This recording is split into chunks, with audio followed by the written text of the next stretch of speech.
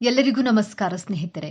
ಯಶಸ್ಸಿನ ಶಿಖರವನ್ನೇರಲು ತಮ್ಮದೇ ಆದ ದಾರಿಯನ್ನ ನಿರ್ಮಿಸಿಕೊಳ್ಳುವ, ನೋವನ್ನೆಲ್ಲ ನುಂಗಿಕೊಂಡು ನಗುವ ಬಿರುವ ಶಿಸ್ತಿನ ಸಿಪಾಯಿಯಂತೆ ಕಾಣುವ, ಆದರೆ ಹೃದಯದಲ್ಲಿ ಪ್ರೀತಿಯ ಮಹಾಸಾಗರವನ್ನೇ ಬಚ್ಚಿಟ್ಟುಕೊಂಡಿರುವ ವ್ಯಕ್ತಿಗಳೇ ಮಕರ ರಾಶಿಯವರು. ಜ್ಯೋತಿಷ್ಯ ಚಕ್ರದ 10ನೇ ರಾಶಿ ಮಕರ ರಾಶಿ.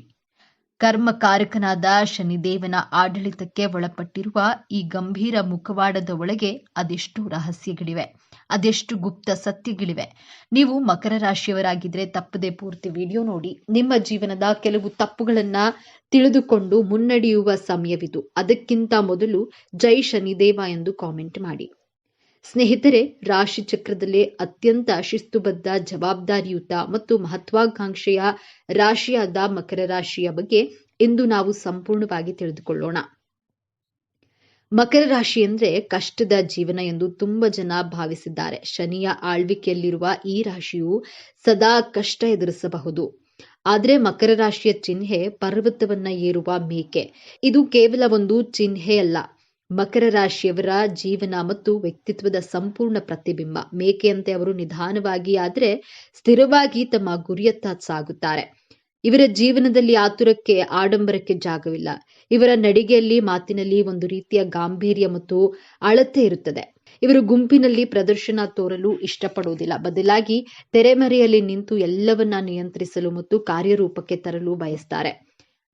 ಅವರಲ್ಲಿರುವ ಸಹನೆ, ಶಿಸ್ತು ಮತ್ತು ಕಠಿಣ ಪರಿಶ್ರಮವೇ ಅವರನ್ನ ಯಶಸ್ಸಿನ ಉತ್ತುಂಗಕ್ಕೆ ಕೊಂಡೊಯ್ಯುತ್ತದೆ. ಈ ರಾಶಿಯ ಅಧಿಪತಿ ಶನಿದೇವ. ಶನಿಯು ಕರ್ಮ, ಶಿಸ್ತು, ನ್ಯಾಯ, ಜವಾಬ್ದಾರಿ ಮತ್ತು ವೈರಾಗ್ಯದ ಕಾರಕ. ಹಾಗಾಗಿಯೇ ಮಕರ ರಾಶಿಯವರಿಗೆ ಹುಟ್ಟಿನಿಂದಲೇ ಜವಾಬ್ದಾರಿಯ ಅರಿವು, ಕೆಲಸದ ಮೇಲೆ ಶ್ರದ್ಧೆ ಮತ್ತು ವಾಸ್ತವಿಕ ದೃಷ್ಟಿಕೋನ ರಕ್ತದಲ್ಲಿಯೇ ಬಂದಿರುತ್ತದೆ. ಇವರು ಸುಮ್ಮನೆ ಹಗಲುಗನಸು ಕಾಣೋದಿಲ್ಲ. ತಾವು ಕಂಡ ಕನಸನ್ನ ನನಸು ಮಾಡಲು ಬೇಕಾದ ಯೋಜನೆಗಳನ್ನ ರೂಪಿಸಿಕೊಳ್ಳುವುದರಲ್ಲಿ ನಿಸ್ಸೀಮರು. ಮೇಲ್ನೋಟಕ್ಕೆ ಇವರು ಬಹಳ ಗಂಭೀರ ಸ್ವಭಾವದವರು, ನಿರಾಸು ವ್ಯಕ್ತಿಗಳು ಮತ್ತು ಹಣದ ಹಿಂದೆ ಮಾತ್ರ ಹೋಗುವವರು ಎಂದು ಕಾಣಿಸಬಹುದು. ಇವರು ಯಾವಾಗಲೂ ಕೆಲಸ ಮತ್ತು ಜವಾಬ್ದಾರಿಗಳ ಬಗ್ಗೆ ಮಾತನಾಡ್ತಾರೆ. ಆದ್ರೆ ಇದು ಅವರ ದೌರ್ಬಲ್ಯವಲ್ಲ, ಅದು ಅವರ ಜೀವನದ ಗುರಿಯ ಸ್ಪಷ್ಟತೆ. ಅವರ ಮನಸ್ಸಿನಲ್ಲಿ ಸದಾ ಮುಂದಿನ ಹಂತದ ಯೋಜನೆಗಳೇ ಇರುತ್ತದೆ. ಚಿಕ್ಕ ಪುಟ್ಟ ಭಾವನಾತ್ಮಕ ವಿಷಯಗಳಿಗೆ ವಿನಾಕಾರಣ ಹರಟೆಗೆ ಇವರು ಹೆಚ್ಚು ಬೆಲೆ ಕೊಡುವುದಿಲ್ಲ. ಸಮಾಜದಲ್ಲಿ ಒಂದು ಗೌರವಾನ್ವಿತ ಸ್ಥಾನ, ಆರ್ಥಿಕ ಭದ್ರತೆ ಮತ್ತು ತಮ್ಮ ಕರ್ತವ್ಯವನ್ನ ಸರಿಯಾಗಿ ನಿಭಾಯಿಸುವುದೇ ಇವರ ಜೀವನದ ಪರಮ ಗುರಿ. ಸಾಮಾನ್ಯವಾಗಿ ಎಲ್ಲರೂ ಅಂದುಕೊಳ್ಳುವುದು ಮಕರ ರಾಶಿಯವರು ಕೇವಲ ಕೆಲಸ, ಹಣ ಮತ್ತು ಅಧಿಕಾರವನ್ನ ಬಯಸ್ತಾರೆ. ಅವರಿಗೆ ಪ್ರೀತಿ, ಪ್ರೇಮ, ಭಾವನೆಗಳಿಲ್ಲ ಎಂದು. ಆದ್ರೆ ಇಲ್ಲಿದೆ ನೋಡಿ ಮೊದಲ ತಿರುವು. ಮಕರ ರಾಶಿಯವರು ಅತ್ಯಂತ ಆಳವಾದ ಪ್ರೀತಿಯನ್ನ ಮತ್ತು ಕಾಳಜಿಯನ್ನ ಹೊಂದಿರುವ ವ್ಯಕ್ತಿಗಳು. ಹೌದು, ನೀವು ಕೇಳಿದ್ದು ಸರಿ. ತಮ್ಮ ಗಂಭೀರ ಮತ್ತು ಕಠಿಣ ಮುಖವಾಡದ ಹಿಂದೆ ಅವರು ತಮ್ಮ ಕುಟುಂಬದ ಮತ್ತು ಪ್ರೀತಿ ಪಾತ್ರರ ಬಗ್ಗೆ ಅಪಾರವಾದ ವಾತ್ಸಲ್ಯವನ್ನ ಬಚ್ಚಿಟ್ಕೊಂಡಿರ್ತಾರೆ. ಇವರು ತಮ್ಮ ಪ್ರೀತಿಯನ್ನ ಸಿಂಹ ರಾಶಿಯವರಂತೆ ಆಡಂಬರದಿಂದ ತೋರಿಸಿಕೊಳ್ಳುವುದಿಲ್ಲ. ಬದಲಾಗಿ ತಮ್ಮವರ ಭವಿಷ್ಯವನ್ನ ಭದ್ರಪಡಿಸುವ ಮೂಲಕ, ಅವರಿಗೆ ಬೇಕಾದ ಎಲ್ಲಾ ಸೌಕರ್ಯಗಳನ್ನ ಒದಗಿಸುವ ಮೂಲಕ ಮತ್ತು ಕಷ್ಟಕಾಲದಲ್ಲಿ ಬಂಡೆಯಂತೆ ಅವರ ಜೊತೆ ನಿಲ್ಲುವ ಮೂಲಕ ತಮ್ಮ ಪ್ರೀತಿಯನ್ನ ವ್ಯಕ್ತಪಡಿಸ್ತಾರೆ. ಇವರ ಪ್ರೀತಿ ಮಾತಿಗಿಂತ ಕೃತಿಯಲ್ಲಿ ವ್ಯಕ್ತವಾಗುತ್ತದೆ. ಮಕರ ರಾಶಿಯವರು ಅತ್ಯುತ್ತಮ ಮತ್ತು ನಂಬಿಕಸ್ಥ ಸ್ನೇಹಿತರು. ಇವರು ಸುಲಭವಾಗಿ ಎಲ್ಲರನ್ನ ಸ್ನೇಹಿತರನ್ನಾಗಿ ಮಾಡಿಕೊಳ್ಳುವುದಿಲ್ಲ. ಆದ್ರೆ ಒಮ್ಮೆ ಸ್ನೇಹಿತರಾದ್ರೆ ಜೀವನ ಪರ್ಯಂತ ಆ ಸ್ನೇಹವನ್ನ ಉಳಿಸ್ಕೊಳ್ತಾರೆ. ತಮ್ಮ ಸ್ನೇಹಿತರಿಗೆ ಪ್ರಾಯೋಗಿಕ ಸಲಹೆಗಳನ್ನ ನೀಡೋದ್ರಲ್ಲಿ ಮತ್ತು ಕಷ್ಟದ ಸಮಯದಲ್ಲಿ ದಾರಿ ತೋರೋದ್ರಲ್ಲಿ ಇವರು ಎತ್ತಿದ ಕೈ. ಪ್ರೀತಿ ತೋರಿಸುವ ವಿಚಾರದಲ್ಲಿ ಇವರು ವಾಸ್ತವವಾದಿಗಳು. ತಮ್ಮ ಸಂಗಾತಿಗೆ ಚಂದ್ರ ತಾರೆಗಳನ್ನ ತಂದುಕೊಡುವ ಸುಳ್ಳು ಭರವಸೆಯನ್ನ ನೀಡೋದಿಲ್ಲ. ಬದಲಾಗಿ ಒಂದು ಸುರಕ್ಷಿತ ಮತ್ತು ಸುಭದ್ರವಾದ ಜೀವನವನ್ನ ನೀಡುವ ಭರವಸೆಯನ್ನ ನೀಡ್ತಾರೆ ಮತ್ತು ಅದನ್ನ ಈಡೇರಿಸ್ತಾರೆ. ಇವರಿಗೆ ಬದ್ಧತೆ ಅಂದ್ರೆ ಪವಿತ್ರವಾದದ್ದು. ವೃತ್ತಿ ಜೀವನಕ್ಕೆ ಬಂದರೆ ಮಕರ ರಾಶಿಯವರು ಹುಟ್ಟು ನಿರ್ವಾಹಕರು ಮತ್ತು ಅತ್ಯುತ್ತಮವಾದ ಯೋಜನಾ ಕೌಶಲ್ಯವನ್ನ ಹೊಂದಿರ್ತಾರೆ. ಆಡಳಿತ ನಿರ್ವಹಣೆ, ಹಣಕಾಸು, ಕಾನೂನು, ರಾಜಕೀಯ ನಿರ್ಮಾಣ ಮತ್ತು ಯಾವುದೇ ರೀತಿಯ ವ್ಯವಸ್ಥಿತವಾದ ಕೆಲಸಗಳಲ್ಲಿ ಇವರು ಉನ್ನತ ಸ್ಥಾನವನ್ನ ತಲುಪ್ತಾರೆ.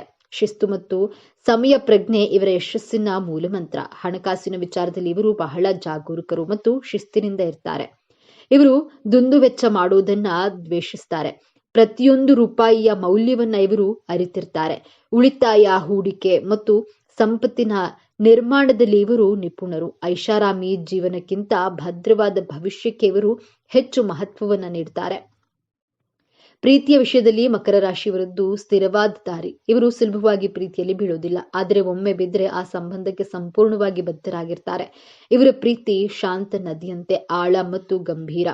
ಆದ್ರೆ ಇಲ್ಲಿದೆ ನೋಡಿ ಎರಡನೇ ತಿರುವು. ಇವರ ಕೆಲಸವೇ ಜೀವನ ಎನ್ನುವ ಸ್ವಭಾವ ಮತ್ತು ಭಾವನೆಗಳನ್ನ ವ್ಯಕ್ತಪಡಿಸಲು ಹಿಂಜರಿಯುವುದು ಕೆಲವೊಮ್ಮೆ ಸಂಬಂಧಗಳಲ್ಲಿ ಅಂತರವನ್ನ ಮೂಡಿಸಬಹುದು.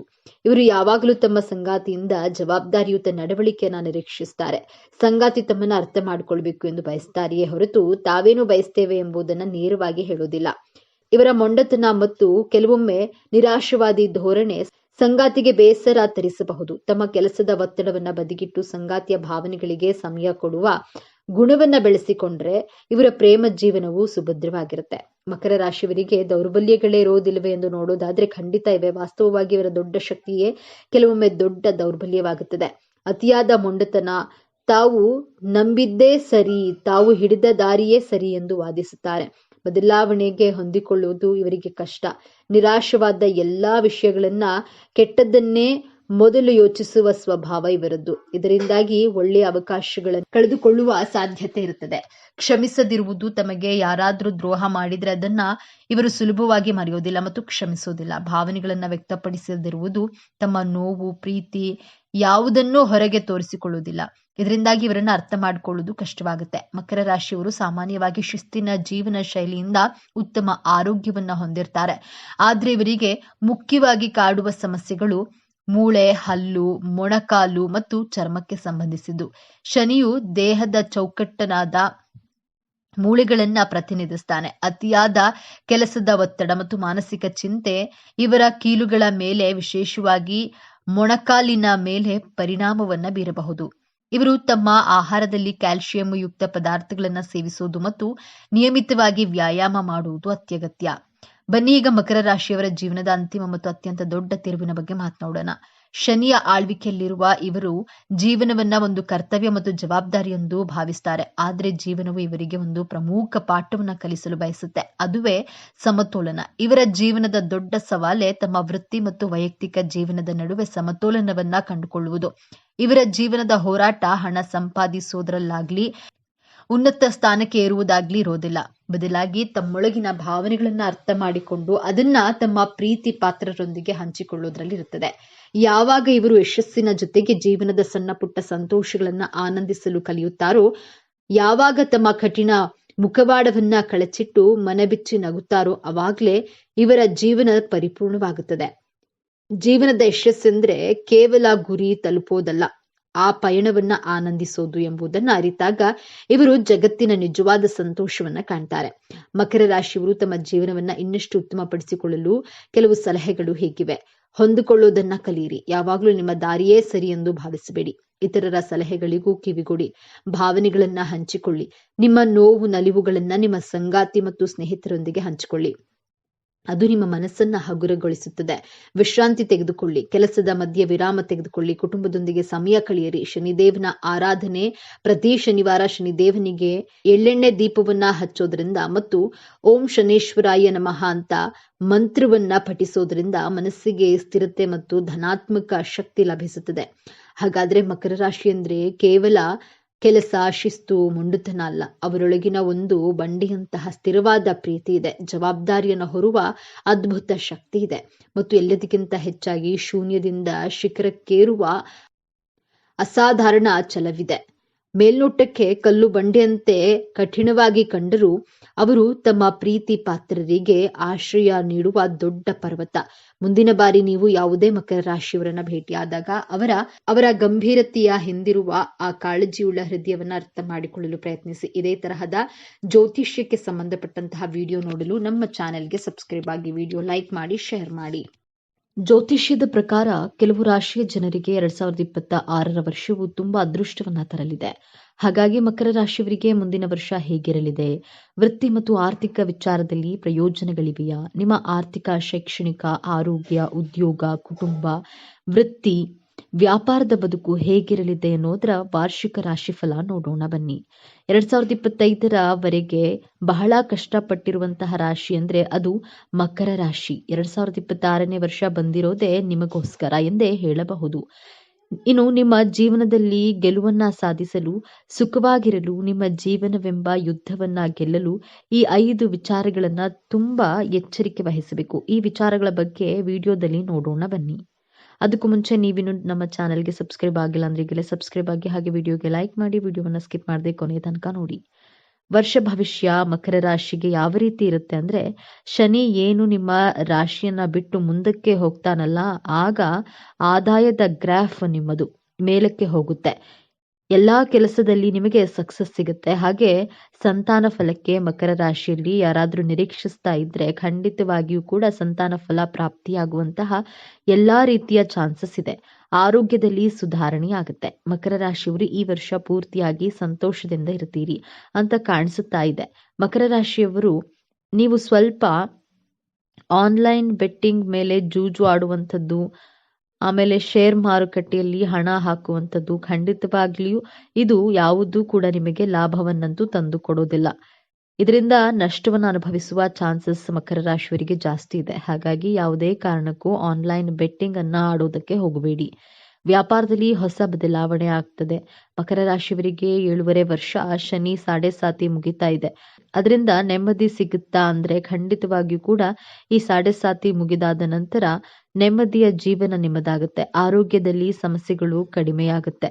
ಮಕರ ರಾಶಿಯವರಿಗೆ ಪ್ರೀತಿಯ ವಿಚಾರದಲ್ಲಿ ಪ್ರೀತಿಯನ್ನ ಪಡೆಯುತ್ತೀರಿ ಅಂದ್ರೆ ಒಂದು ಲವ್ನಲ್ಲಿ ಬೀಳುವಂತಹ ಚಾನ್ಸಸ್ ಇದೆ. ಇನ್ನ ನೀವು ಈ 5 ವಿಷಯಗಳನ್ನ ತುಂಬಾ ಎಚ್ಚರಿಕೆಯನ್ನ ವಹಿಸಬೇಕಾಗುತ್ತೆ. ಮೊದಲನೆಯ ಎಚ್ಚರಿಕೆ, ಮಕರ ರಾಶಿಯವರು ತನ್ನ ಜನ್ಮಸ್ಥಳದಿಂದ ದೂರ ಹೋದ್ರೆ ಆದಾಯ ಹೆಚ್ಚಾಗಿ ಆಗುವುದು. ಆದ್ದರಿಂದ ನೀವು ಹುಟ್ಟಿರುವಂತಹ ಊರಿನಿಂದ 100 ಕಿಲೋಮೀಟರ್ ಅಥವಾ 500 ಕಿಲೋಮೀಟರ್ ಅಥವಾ ಫಾರಿನ್ನಲ್ಲಿ ಜಾಬ್ ಆಫರ್ ಬಂದರೂ ಸಹ ಭಯಪಡದೆ ಹೊರದೇಶದಲ್ಲಿ ದುಡಿದಾಗ ನಿಮಗೆ ಹೆಚ್ಚಿನ ಸಕ್ಸಸ್ ಲಾಭ ಸಿಗೋದು.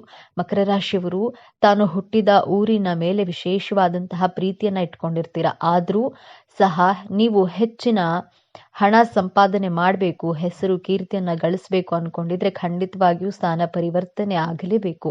ನಿಮ್ಮ ಹುಟ್ಟೂರು ನಿಮಗೆ ಜನ್ಮ ಕೊಟ್ಟ ತಾಯಿಯ ರೀತಿ. ಹೊರದೇಶದ ದುಡಿಮೆ ನಿಮ್ಮ ಹೆಂಡತಿ ಅಥವಾ ಜೀವನ ಸಂಗಾತಿ ಬಂದ ಕೂಡಲೇ ನಿಮ್ಮ ತಾಯಿಯನ್ನ ಮರೆಯೋದಕ್ಕೆ ಸಾಧ್ಯ ಇಲ್ಲ ಅಲ್ವೇ? ಅದೇ ರೀತಿ ಹೊರ ರಾಷ್ಟ್ರ, ಹೊರದೇಶ, ಹೊರ ರಾಜ್ಯದಲ್ಲಿ ಕೆಲಸವನ್ನ ಮಾಡಿ, ಸಾಧನೆಯನ್ನ ಮಾಡಿ, ಆ ಹಣದಿಂದ ನಿಮ್ಮ ತಾಯಿ ನಾಡಿಗೆ, ನಿಮ್ಮ ಹುಟ್ಟೂರಿಗೆ ಸಹಾಯವನ್ನ ಮಾಡಿ.